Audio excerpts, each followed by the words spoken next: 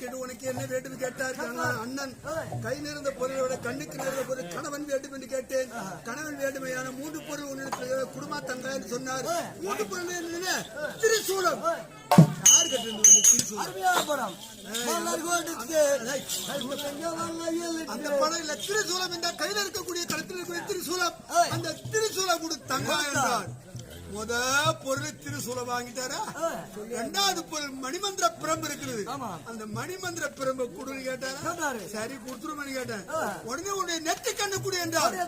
ஏன்னா சிவனுக்கு அக்கினி சுவாலை வீசி கொண்டிருக்கிறது முடியவில்லை. நெற்றி கண்ணு குடுமா என்றார்.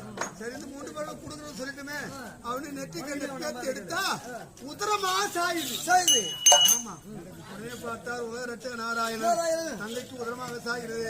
அப்படி என்று மண்ணை கட்டவரால் அழுத்தி நெத்தி வைத்து அழுத்தார். அதுதான் திலதம் என்று சொல்லும் மட்டி கலர் குங்குமம்.